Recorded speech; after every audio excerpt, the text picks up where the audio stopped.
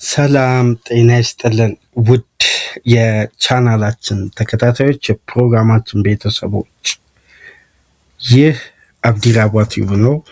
ፕሮግራማችንን ላይክ በማድረግ እንዲጀምሩ፣ ላይክ ስታደርጉ የዚህም ፕሮግራም ተደራሽነት ተደማጭነት በእጅጉ ከፍ ስለሚያደርግ ላይካችሁ ይጠቅመናል። ላይክ እያደረጋችሁ ፕሮግራማችንን ማድመጥ እንዲጀምሩ፣ አዲስ የሆናችሁ ቻናላችንን ዛሬ ለከፈታችሁ፣ ዛሬ ማድመጥ ለጀመራችሁ ሰብስክራይብ በማድረግ የደወል ምልክቷን በመጫን ለቻናላችን ቤተሰብ እንድትሆኑ፣ እንዲሁም ይህንን ፕሮግራም ከሀገር ውጭ የምታደምጡ የቻናላችን ተከታታዮች የሁል ጊዜ ድጋፋችሁን በሱፐር ስቲከር፣ ሱፐር ቻት፣ ሱፐር ታንክስ ድጋፍ እንድታደርጉ የአክብሮት ግብዣችን እያቀረብን የመጀመሪያ ክፍል የዕለተ ሐሙስ ፕሮግራማችን በቀጥታ ትኩረት የሚያደርገው በመጀመሪያ ክፍል የምንመለከተው በትናንትናው ዕለት ከወጡ ትላልቅ መረጃዎች መካከል በስፋት በሚዲያው በኩል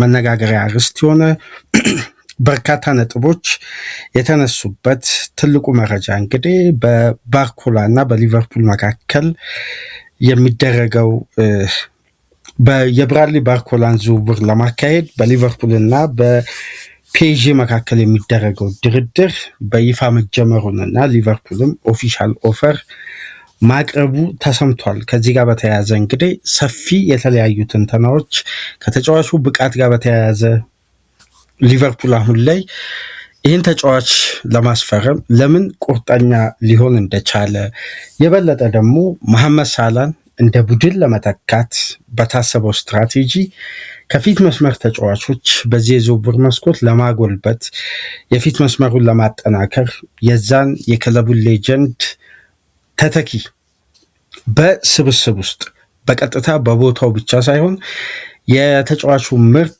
ከተለያዩ ዲፓርትመንቶች ለማግኘት በሚደረገው በዚህ የዝውውር መስኮት የፊት መስመሩን በማጠናከር ሂደት እንግዲህ ሊቨርፑል ካለፈው ሳመር ጀምሮ በጥብቅ ሲፈልገው የነበረውን ፈረንሳዊውን ብራድሊ ባርኮላ ማስፈረም የመጀመሪያ ትልቁ ቅድሚያ የሚሰጠው ጉዳይ እንደነበር ላለፉት ጊዜያት በስፋት ስንነጋገርበት ቆይተናል። አሁን ወደ እውነተኛው ጉዳይ ተገብቷል። ወይም ተጫዋቹን ለማዘዋወር የሚደረገው ጥረት በይፋ ተጀምሮ የበለጠ ሊቨርፑልም እዚህ ዝውውር ላይ ያለውን አቋም ተከትሎ ሌሎች ክለቦችም ከዝውውሩ እየወጡ አሁን የፒኤስጂ እና የሊቨርፑል ስምምነት ብቻ ነው የሚጠበቀው። በመጀመሪያውም ኦፈር ከፒኤስጂ የተገኘው ምላሽ ፖዘቲቭ እንደሆነ በስፋት በተለያዩ ሚዲያዎች እየተዘገበ ነው የሚገኘው። ግን ለምን በገበያ ላይ ከሌሎች ተጫዋቾች በተለየ ሊቨርፑሎች ባርኮላ ላይ አነጣጠሩ? የበለጠ ደግሞ የክፍያውም ሂደት ትኩረት የሚስብ ነው። ይህንን ጉዳይ በተመለከተ በዚህ ፕሮግራም ትናንት ከወጡ ተጨባጭ መረጃዎች ለዛሬ ደግሞ የተያዙ ትላልቅ ጋዜጦች ላይ የተገኙ መረጃዎችን አያይዘን በዚህ ፕሮግራም ወቅታዊውን የብራድሊ ባርኮላ መረጃን ጨምሮ እንዲሁም ሊቨርፑል በቀጣይ ታዲያ ሌሎች ዲፓርትመንቶችን በምን አይነት መንገድ ለማጠናከር አስቧል የሚለውንም ወደ በኋላ አንድ ላይ የምናነሳል የሚሆነው። ከዚህ ፕሮግራም በመቀጠል የዕለተ ሐሙስ የዝውውር ገጾቻችን ይኖራሉ። በተለይ በቪኒ ጁኒየር ዙሪያ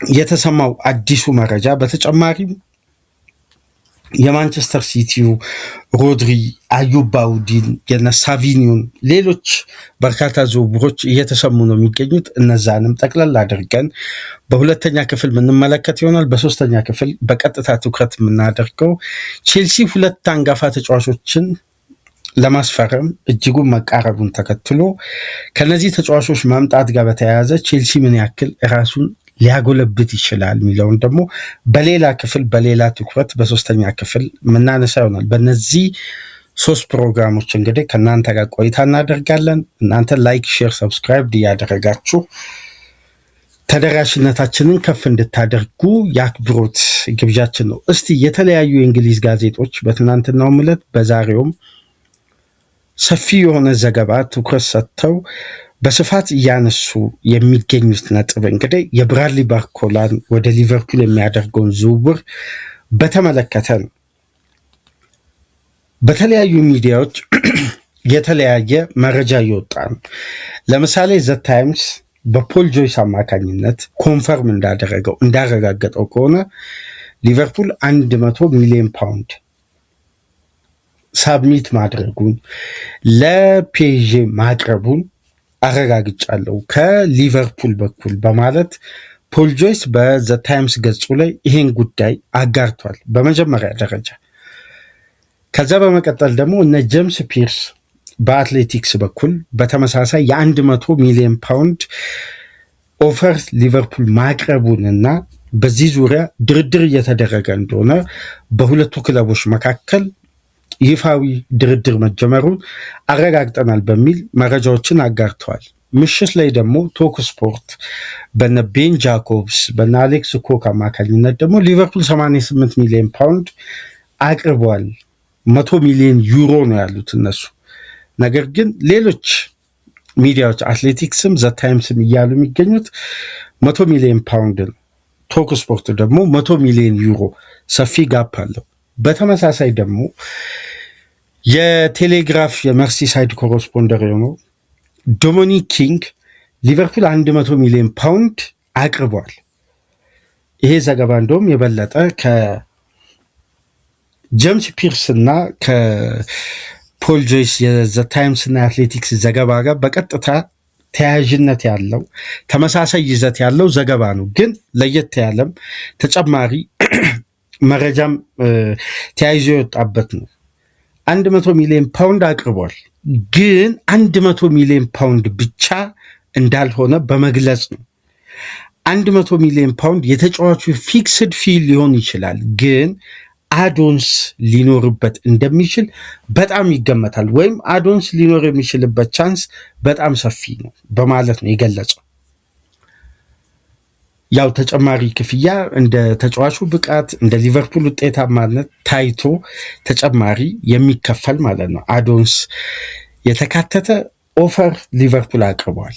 ነገር ግን በጉዳዩ ላይ ፒኤስጂ ከዚህ በፊት በሚዲያው በኩል በተደጋጋሚ አድምጣችኋል፣ ሰምታችኋል፣ አንብባችኋል ብዬ አስባለሁ።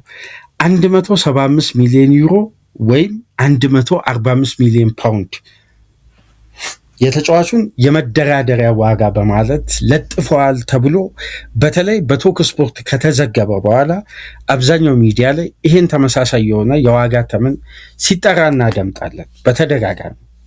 ነገር ግን በአብዛኛው ደግሞ በዝውውር ላይ የታመኑ መረጃዎች ለምሳሌ የነ ዴቪድ ኦርኒስተንን የነ ፋብሪዚዮ መረጃ ደግሞ ጠለቅ ብላችሁ ከተመለከታችሁ በዛ ደረጃ ፒኤስጂ ለሊቨርፑል ይሄን ክፍያ መክፈል አለበት በሚል የገለጸው የዋጋ ተመን የለም።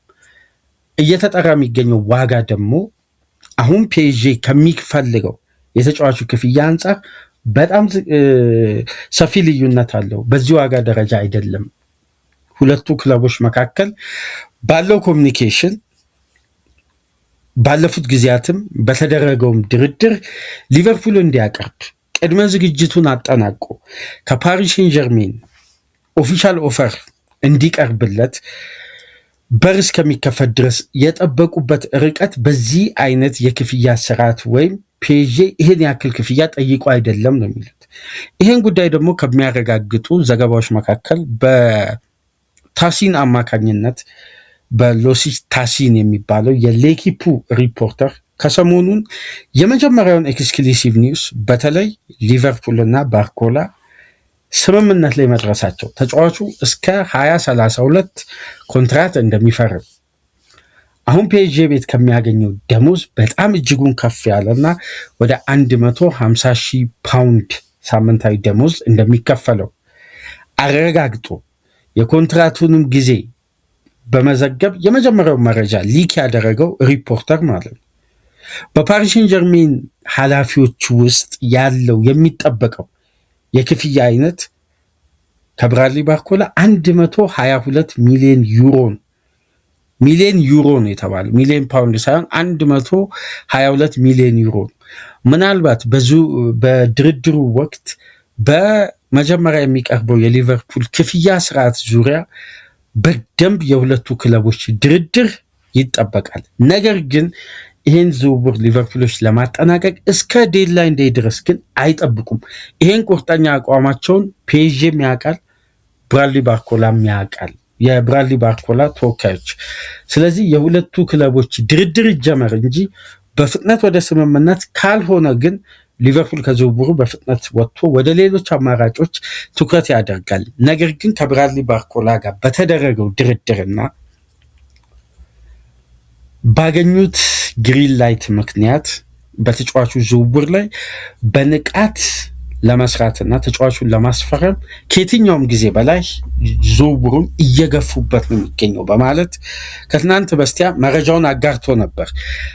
አሁን እንግዲህ በትናንትናው ዕለት በእንግሊዝ ሚዲያ በጠቅላላ እየተዘገበ የሚገኘው ለዚህ ተጫዋች ሊቨርፑል በአጠቃላይ 100 ሚሊዮን ፓውንድ ማቅረቡ ነው። ከአብዛኛው መረጃዎች ላይ ስንረዳ ተቀራራቢ የሆነ ክፍያ እንዳቀረቡ ነው እየተነገረ የሚገኘው።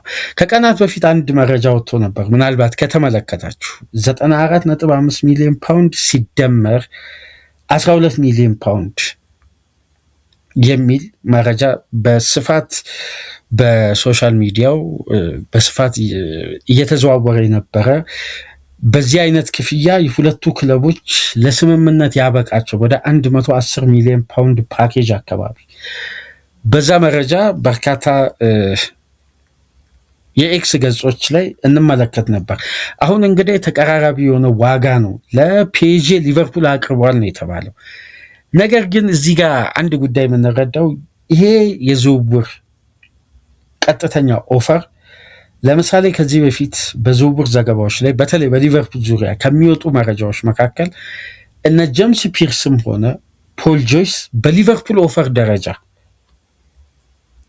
ያለውን ተጨባጭ እውነታ በአብዛኛው አይዘግቡ ወይም በዘገባ መልክ ዝውውሩ በጣም ሲቃረቡ ወይም በሌሎች ሚዲያዎች ተዘግቦ የተጫዋቹ ዝውውር የመካሄድ ቻንሱ ከፍተኛ ሲሆን ነው እንደዚህ አይነት ዘገባዎች የሚጽፉት እንጂ ሊቨርፑል ኦፈር አደረገ የሚለውን ዘገባ በአብዛኛው አይጽፉም ወይም ከእንዲህ አይነት ዘገባ የራቁ ናቸው።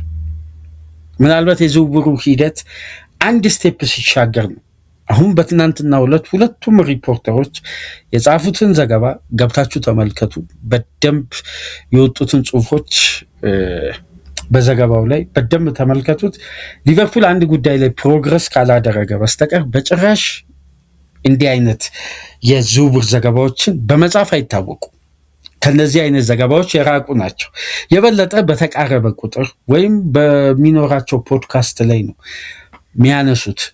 አሁን ግን ቀደም ብለው እነዚህም ሪፖርተሮች የጻፉበትን መመዘኛ በመመልከት ከበስተጀርባ ያለው እውነታ ከዚህም እርቋል ወይም ከዚህም በተሻለ ስቴጅ ላይ ነው የሚገኘው፣ የጊዜ ጉዳይ ነው እስከ ቀጣይ ሳምንት ድረስ ይሄ የዝውውር ሂደት መቋጫ ያገኛል የሚሉ ግምቶች በጣም በዝተዋል። የበለጠ ይሄ ተጫዋች መዳረሻው አንፊልድ እንደሚሆን የአብዛኛው ትላልቅ የመረጃ ምንጮች እምነት ሆኗል። በተለይ የዚህ ተጫዋች ፈላጊ ክለቦች ባየር ሙኒክም፣ አርሴናልም፣ ቼልሲም ከዝውውር ወጥተዋል። በይፋ በትናንትናው ዕለት ለኤኪፔን ጉዳይ አረጋግጫለሁ። በተለይ ከተጫዋቹ ተወካዮች በኩል ይሄ የበለጠ ጨረታው ላይ ሊቨርፑል በተረጋጋ ሁኔታ ተጫዋቹን በተቀላጠፈ መልኩ የግሉ ለማድረግ ያመቸዋል ነው እየተባለ የሚገኘው።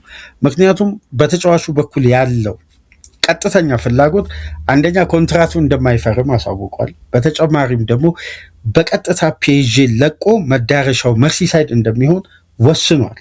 በሁለቱ ወገኖች መካከል ቀጥተኛ የሆነ ስምምነት ተፈጽሟል ነው። ስለዚህ አሁን ቢቀረው ስቴጅ የፒኤስጂ እና የሊቨርፑል ድርድር ነው። ለዛ ደግሞ አመቺ የተባለውን ኦፈር በትናንትናው ዕለት ሊቨርፑል ሳብሚት አድርጓል። ይህንን ጥያቄ ፓሪስ ሴን ጀርሜን እንደተባለው 175 ሚሊዮን ዩሮ ወይም 145 ሚሊዮን ፓውንድ ይፈልጋል በተባለው ደረጃ ቢሆን ኖሮ ይሄ ጥያቄ በፍጥነት ነበር ሪጀክት የሚደረገው። ምናልባት ይሄ መረጃ የወጣው ቀን ላይ ነው፣ ከምሳ ሰዓት በኋላ የወጣ መረጃ ነው። አንድ የዝውውር ሂደት ደግሞ ጥያቄ ቀርቦ በሁለት ክለቦች መካከል ድርድር እየተደረገ በፍጥነት እንደነዚህ አይነት ኦፈሮች ቀርበዋል ከተባሉ በኋላ በጥቂት ሰዓታት ልዩነት ጥያቄውን ሻሽ ክለብ ውድቅ አድርጓል በመባል በፍጥነት ነበር። በተለይ እንደዚህ አይነት ትልቅ የክፍያ ስርዓት ይኖራል ተብሎ የሚጠበቀው አይነት የዝውውር ሂደት ላይ በፍጥነት ጥያቄዎች ውድቅ ሆነዋል ተብሎ ነው በሚዲያው በኩል የሚዘገበው። ግን የሊቨርፑል የምሽቱ ሌሊት ላይ 8 ሰዓት ተኩል የሚያደርገው ጨዋታ እስከሚጀምርበት ሰዓት ድረስ ባለው ሌተስት አፕዴት በጥያቄው ዙሪያ ሊቨርፑል ያገኘው ምላሽ በጣም ፖዚቲቭ እንደሆነ ነው። ይሄ ምናልባት በዛሬው ዕለት ጥያቄው ውድቅ ተደርጎ ሊቨርፑል የተወሰነ ማሻሻያ እንዲያቀርብ ሊገደድ ይችላል።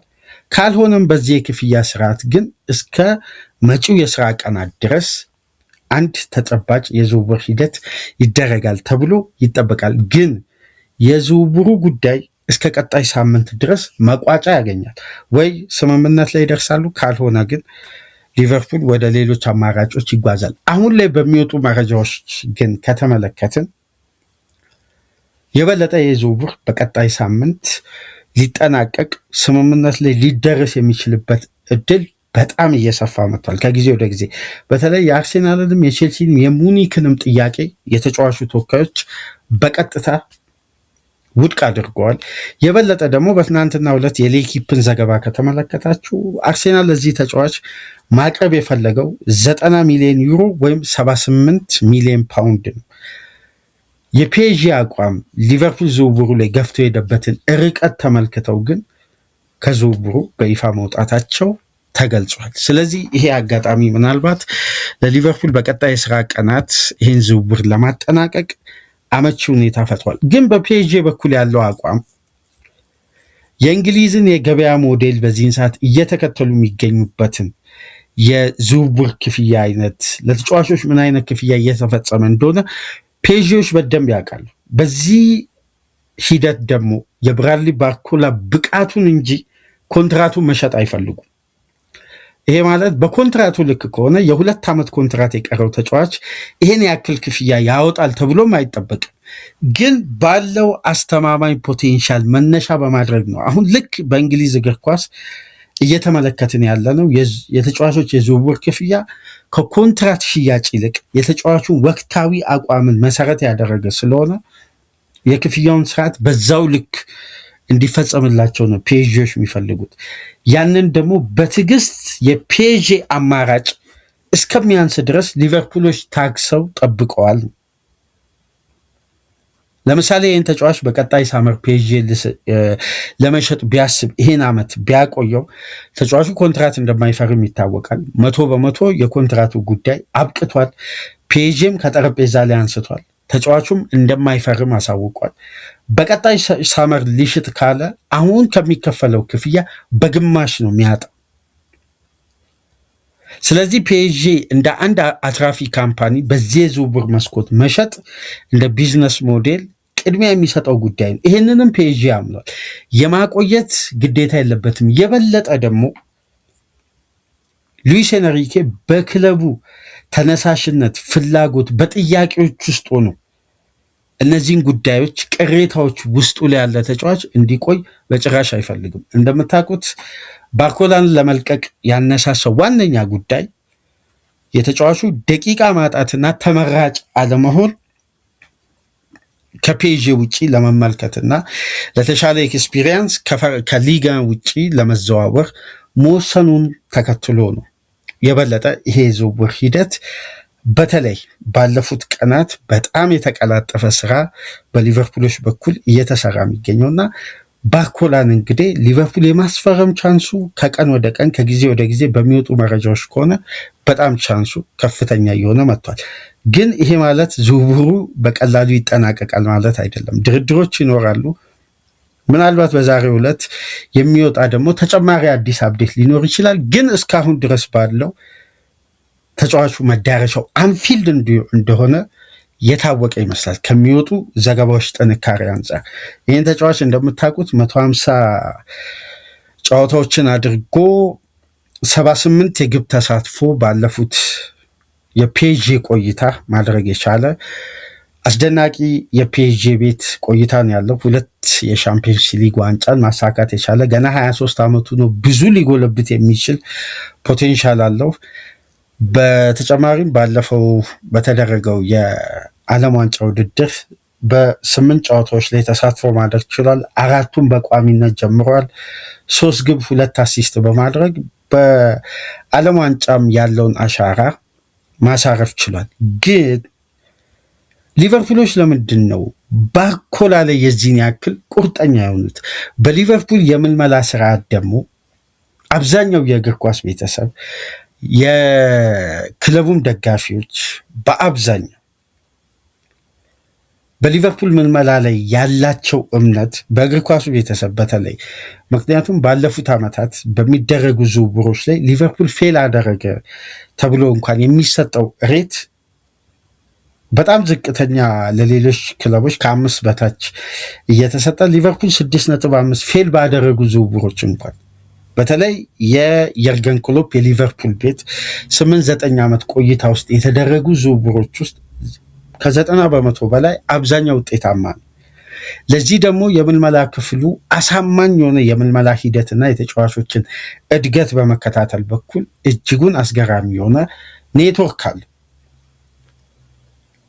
ታዲያ ከዚህ ጋር በተያያዘ የባርኮላን ጉዳይ ሊቨርፑሎች ዛሬ እንዳልሆነ እንደምታስታውሱት በሊዮን ተጫዋቹ ገና መጎልበት በጀመረበት ቤንዜማ፣ ቸርኪ፣ ላካዜት ባደጉበት አካዳሚ ካደገበት ጊዜ አንስቶ በቅርበት ይከታተሉት እንደነበርና በወቅቱ ከፒኤስጂ ጋር ተፎካክሮ ተጫዋቹ በቤተሰቦቹ ምርጫ ምክንያት እዛው ፈረንሳይ መቆየትን መርጦ በ40 ሚሊዮን ዩሮ ነበር ወደ ፒኤስጂ የተዘዋወረው እና በወቅቱም ከሊዮን ለማስፈረም ጥረት ማድረግ እንደጀመረ ከዚህ ዘገባ ጋር ተያይዞ ተነስቷል እና የባርኮላ ስም በሊቨርፑል ሪክሩትመንት አባላት ዘንድ አዲስ አይደለም። በተጨማሪ ባለፈው ሳመር በተደጋጋሚ ስናነሳ የነበረውን ጉዳይ እንግዲህ በትናንትናው ዕለት የበለጠ የታመኑ ዘጋቢዎች እነ ዶሚኒክ ኪንግ ይዞ ወጥተዋል። አምና በዚህን ሰዓት ሊቨርፑል 77 ሚሊዮን ፓውንድ ከፍሎ ለማስፈረም በጣም ተቃርቦ ነበር።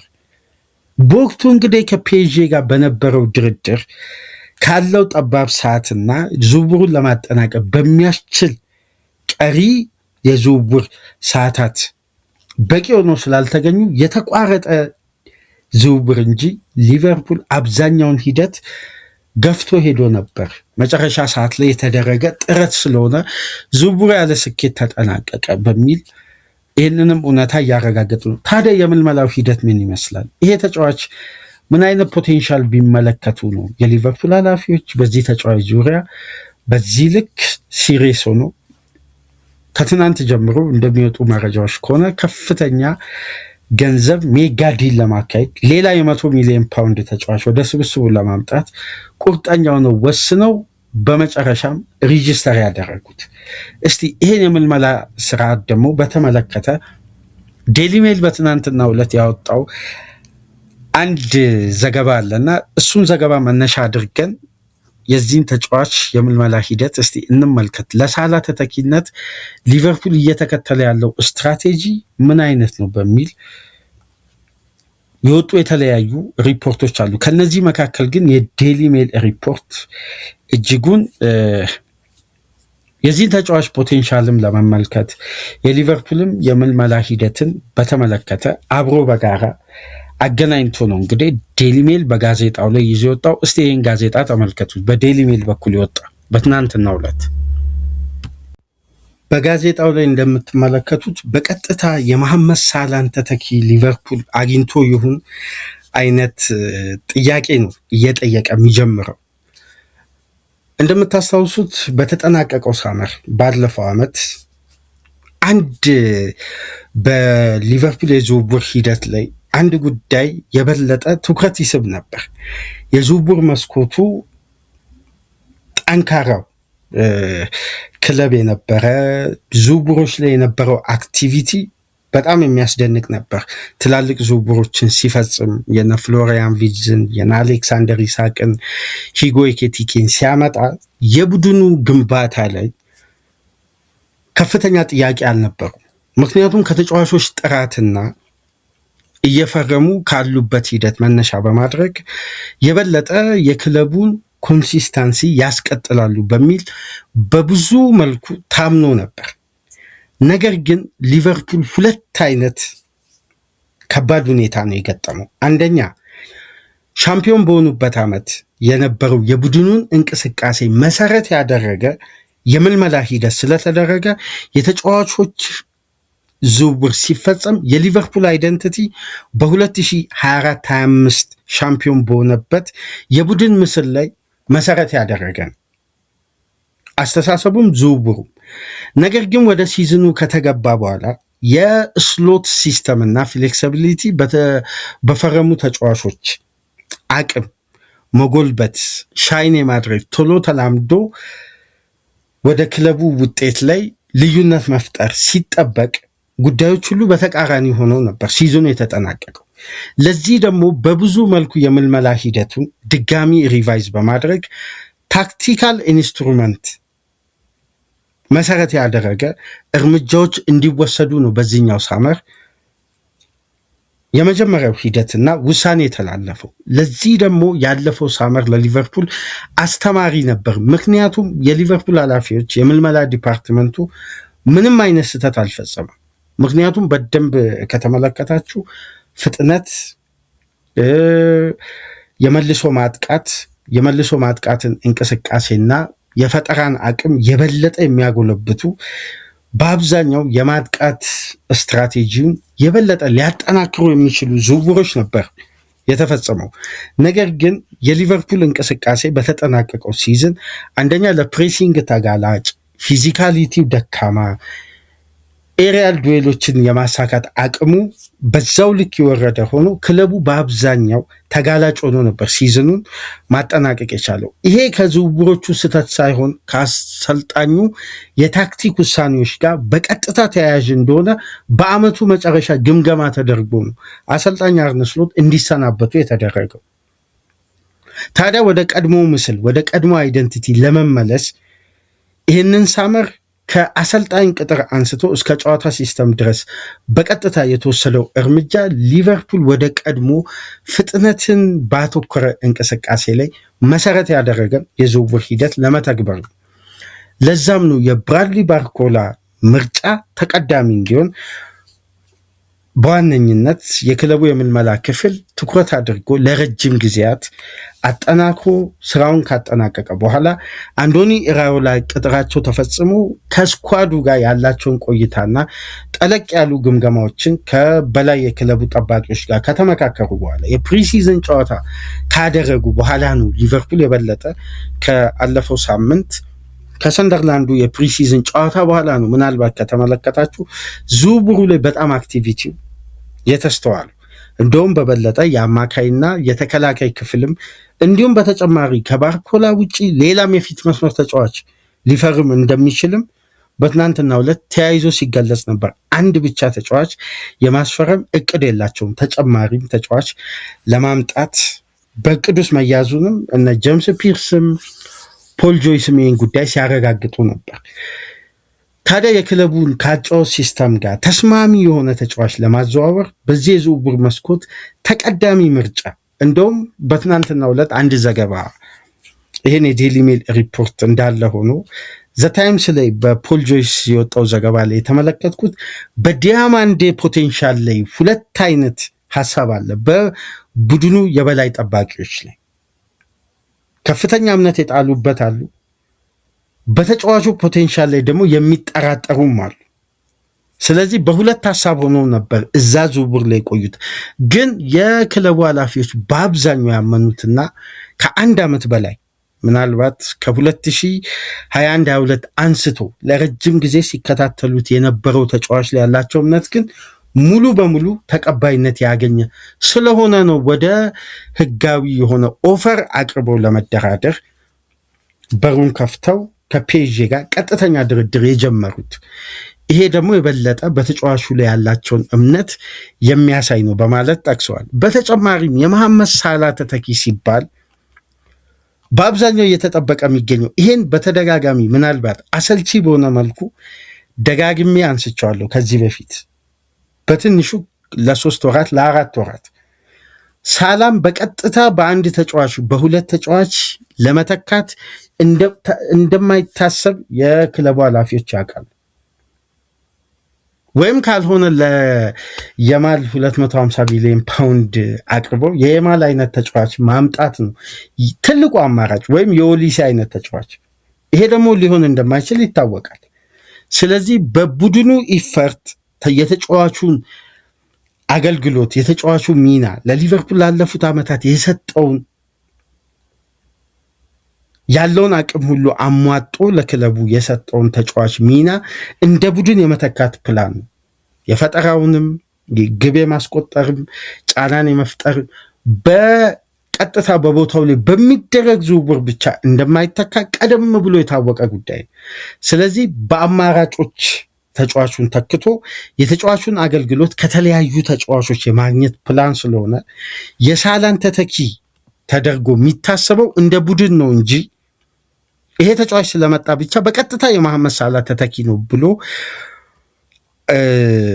ታስቦ አይደለም የሚዘዋወረው። ነገር ግን የዚህን ተጫዋች መልቀቅ ተከትሎ በስብስብ ውስጥ መካተት ያለባቸው ኳሊቲዎች መካከል የሳላን ሚና ከሚጋሩ የክንፍ ተጫዋቾች መካከል በዚህን ሰዓት አስተማማኝ የሆነ ፖቴንሻል አለው ብሎ ያመኑበት የመጀመሪያና ቅድሚያ የሰጡት ተጫዋች ብራድሊ ባርኮላ ነው።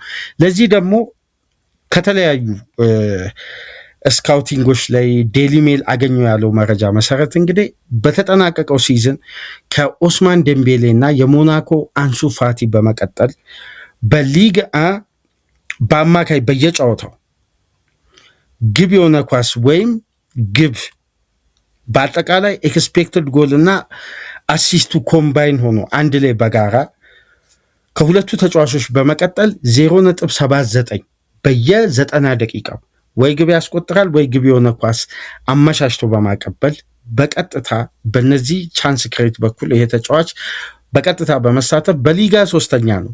ነገር ግን ይሄ ተጫዋች ከአንሱ ፋቲ ያነሰ ደቂቃ ነው ያገኘው። ከዴምቤሌ ጋር ተቀራራቢ ደቂቃ ነው የተጫወተው በሊጋ። ይሄም መዘንጋት የለብንም። በ0.79 ኤክስፔክትድ ጎል እና አሲስት ደግሞ በቀጥታ ከፕሪሚየር ሊግ ተጫዋቾች ከፕሪሚየር ሊግ የፊት መስመር ተጫዋቾች ጋር ሲነጻጸር በቶፕ 5 ሊግ ደግሞ የተጫዋቹን ብቻ ቁጥር ወስደን ከተመለከትን በ90 ደቂቃ ሁለተኛ ተጫዋች ይሆናል በእነዚህ ቁጥሮች ተሳትፎ በማድረግ።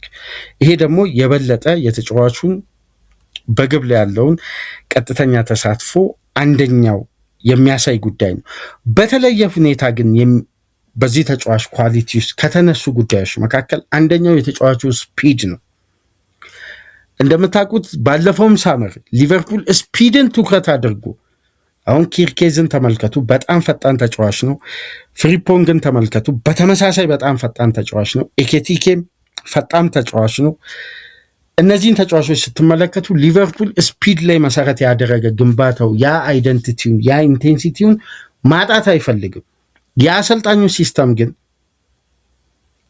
የበለጠ ከኳስ ጋር የመቆየትንና ከኳስ ጋር አዳፕት የማድረግን የጨዋታ ስልት መከተላቸው አንደኛ ፊዚካሊም የክለቡም ኢንቴንሲቲ በዛው ልክ ከኳስ ጋር ያለው ቆይታ ጠንካራ አልነበረም። ለፕሬሲንግም ይጋለጣል። ኳሶች ከተነጠቁ በኋላ ሪከቨር ለማድረግ ደግሞ የሊቨርፑል ኢነርጂ በዛው ልክ ከፍተኛ አልነበረም። ያ ደግሞ ክለቡን የበለጠ ተጋላጭ አድርጎ ለበርካታ ሽንፈቶች ተጋላጭ ሲያደርግ ተመልክተናል። ታዲያ ከሊቨርፑል ተጫዋቾች ጋር የብራድሊ ባርኮላ ስፒድ ሲለካ ከሁሉም ተጫዋቾች ይበልጣል።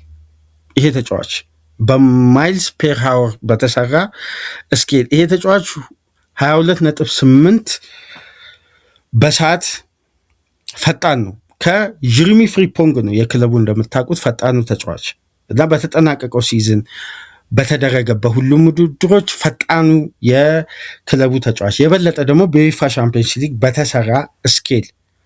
በዚህ ደግሞ የተጫዋቹ ፍጥነት ብቻ አሁን ላይ ለሚደረገው ዝውውር አንደኛው መመዘኛ ነው ማለት አይደለም። በእነዚህ ፈጣን እንቅስቃሴዎች ውስጥ ከሊቨርፑል አሁን እየተገነባ ካለው ቡድን ጋር በቀጥታ ተያያዥነት ያለው የጨዋታ ስልት ጋር ካልኩሌት ተደርጎ ለምሳሌ የአንዶኒ አራኦላ በርንማውዝ በፕሪሚየር ሊጉ በሃይ ተርኖቨር በዳይሬክት አታክ በነዚህና ይሄ ከፋስት ብሬክ የሚነሱ እንቅስቃሴዎችን ግብ በማስቆጠር በአነስተኛ ፓስ ሲኩዌንስ በአነስተኛ የኳስ ቅብብል ፈጣን የሆኑ የሽግግር እንቅስቃሴዎችን አድርገው እድል በመፍጠር ግብ በማስቆጠር ተጋጣሚ ላይ በርካታ ጫናዎችን በመፍጠር በሊጉ አንደኛ ናቸው።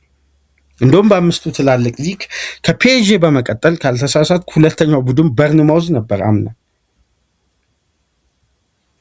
እነዚህ እንቅስቃሴዎች ደግሞ በበርንማውዝ ቤት በጣም ሃይ ስፒድ መጠቀማቸውን ተከትሎ እያንዳንዱ ተጫዋች በፕሪሚየር ሊጉ በአማካይ በጨዋታ 1.95 ሜትር ፐር ሰከንድ ነው የሚፈጥኑት። ይሄ ማለት ወደ 2 ሜትር።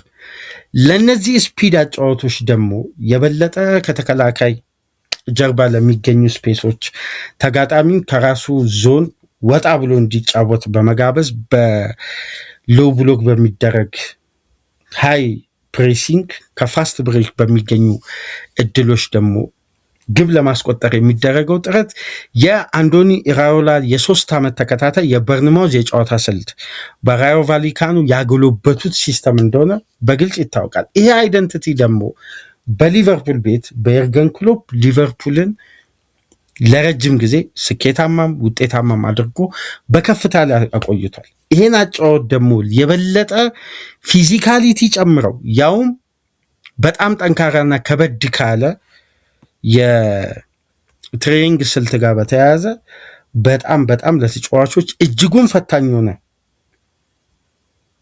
ትሬኒንጎች የተካተቱበት የራዮላ ሲስተም ነው።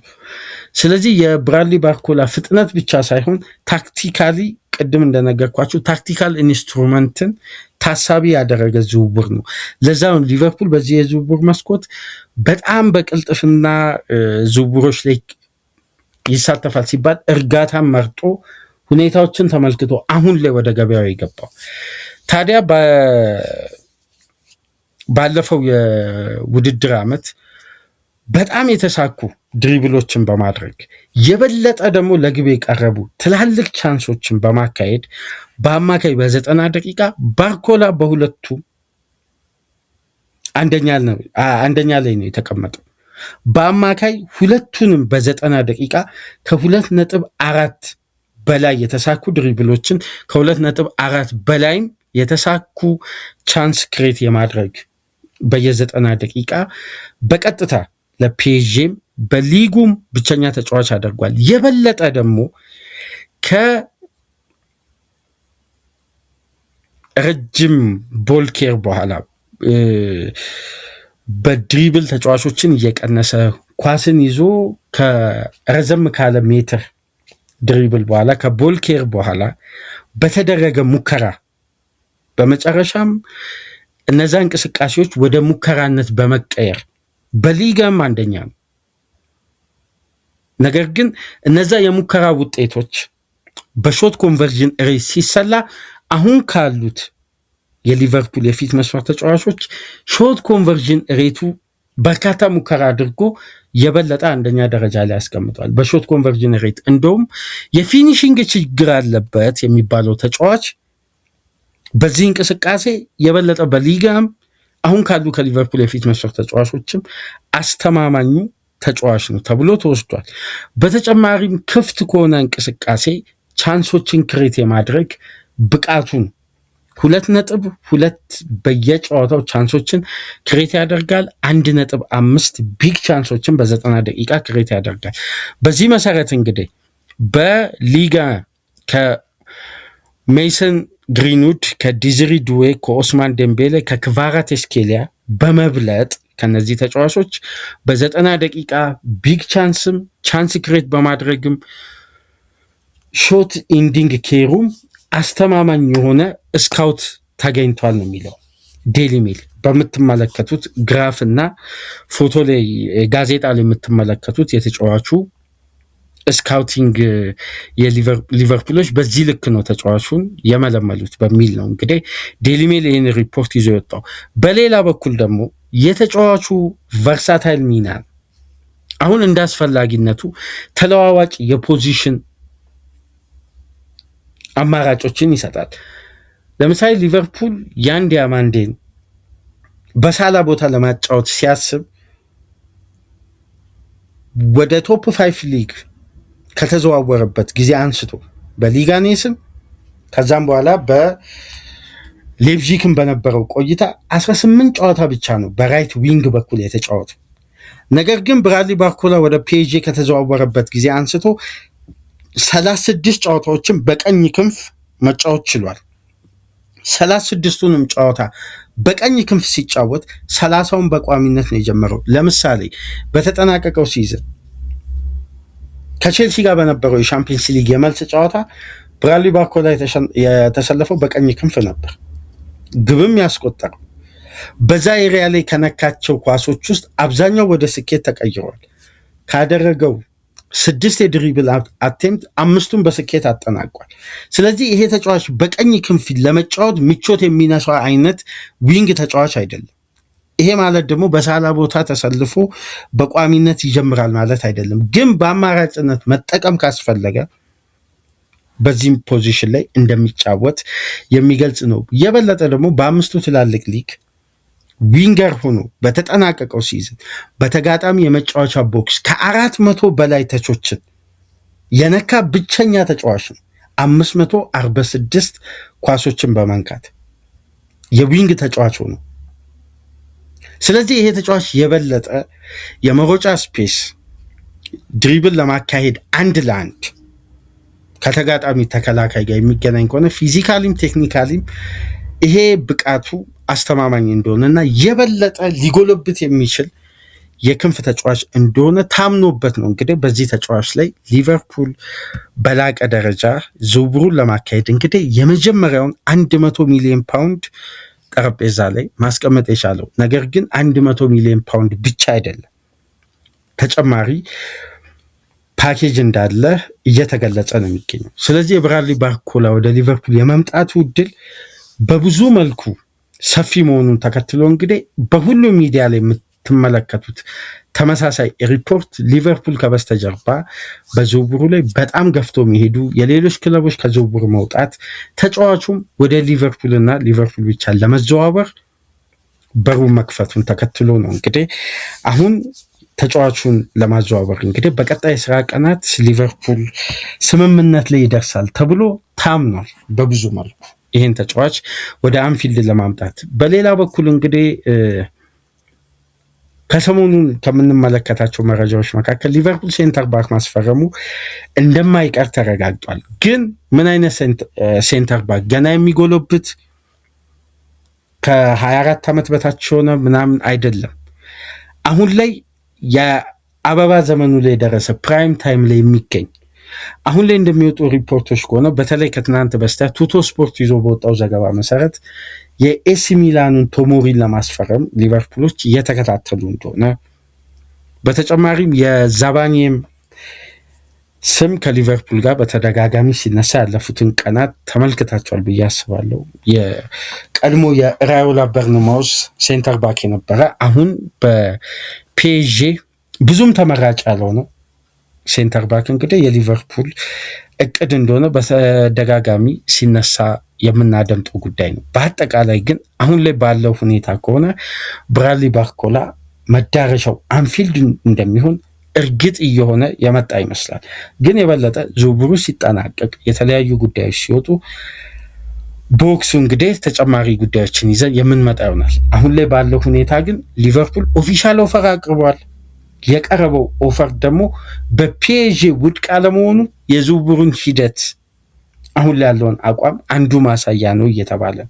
ውድቅ ሊያደርጉ ይችላሉ፣ ግን ረጅም ጊዜ የሚፈጅ ድርድር እንዳልሆነ ግን እየታመነ መጥቷል። እስቲ የበለጠ በቀጣይ ቀናት ተመልክተን መረጃውን አጠናክረን በሌሎች ጉዳዮች ይዘን የምንመጣ ነው የሚሆነው።